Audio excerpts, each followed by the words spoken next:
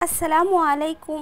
আজ তৈরি করে দেখাবো আটার রুটি। এই আটার রুটি কিন্তু আপনারা সংরক্ষণ করে রাখতে পারবেন 3 থেকে 4 দিন পর্যন্ত। আর এই আটার রুটি কিন্তু ফুলকো ফুলকো আর খুবই সফট হয় এরকমভাবে এই আটার রুটি তৈরি করলে। তো এখনও যারা আমার চ্যানেলটাকে সাবস্ক্রাইব করে নাই তারা অবশ্যই আমার চ্যানেলটাকে সাবস্ক্রাইব করে নেবেন এবং পাশে থাকা ছোট্ট বেল বাটনটি ক্লিক করে নেবেন।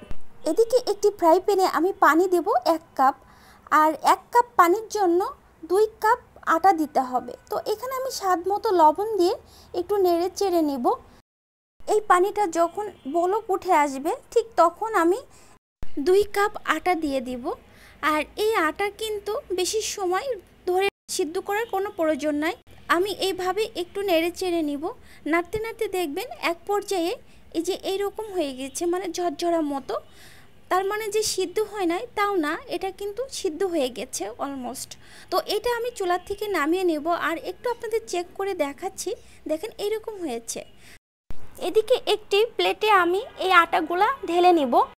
আর এই আটা কিন্তু গরম গরম অবস্থায় হাতটা দিয়ে ভালো করে মধ্যে নিতে হবে। একটি ডো তৈরি করে নিব। আর এরকম একটি ডো হবে, বেশি শক্ত না আবার বেশি সফট না, এই যে এরকম হবে।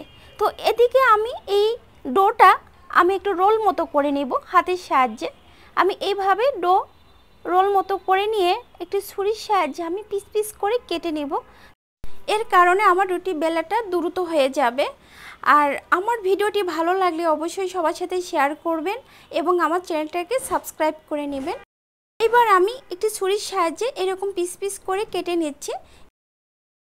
এই যে এইভাবে সব লেচিগুলো আমি তৈরি করে নেব, এই যে এরকমভাবে, তাহলে আমার রুটি বেলে নিতে সহজ হবে। তো এদিকে আমি একটু আটা ছিটিয়ে নিচ্ছি। এবার আমি এই যে লেচি কেটে রেখেছিলাম সেটা দিয়ে এবার আমি বেলুন দিয়ে বেলে আমি রুটি বেলে নিচ্ছি। আর এই রুটিটা কিন্তু পাতলাও বেশি হবে না আবার বেশি মোটাও হবে না, তাহলে রুটিটা ফুলতে সাহায্য করবে। আর এই যে এরকম হবে পাতলা, এই যে এইভাবে হাতের মধ্যে ধরলেও কিন্তু ভাঁজ পড়ছে না। আমি দেখিয়ে দিচ্ছি যে এরকম। আপনারা যদি এইরকম রুটি তৈরি করে ডিপ ফ্রিজে সংরক্ষণ করেন তাতেও কিন্তু 2 থেকে 3 মাস পর্যন্ত সংরক্ষণ করে রাখতে পারবেন। তো এদিকে একটি ফ্রাই প্যানে আমি এইভাবে দিয়ে এবার আমি উল্টিয়ে নিলাম। আবারও আমি এই পাশ হয়ে যাবে কয়েক সেকেন্ড, 2-3 সেকেন্ড মতো আমি এপাশ ওপাশ উল্টিয়ে নেব। তো দেখলেন তো কত সুন্দরভাবে ফুলকো ফুলকো রুটি হয়ে গেল। আমি এইভাবে সব ফুলকো ফুলকো রুটি তৈরি করে নেব। আর এইভাবে সব রুটি তৈরি করে নেওয়ার পরে আপনাদের একটু দেখাচ্ছি, আমি হাতে মুষ্টি করে দেখেন একটু কিন্তু ভাঁজ পড়ছে না। আর এই রুটি 3 থেকে 4 দিন পর্যন্ত কিন্তু আপনারা সংরক্ষণ করে রাখতে পারবেন। আর এই রুটি কিন্তু খেতে দারুণ মজা, এতটাই মজা হয়। আর রুটিটা দেখে বুঝতে পারছেন যে রুটিটা কতটা সফট।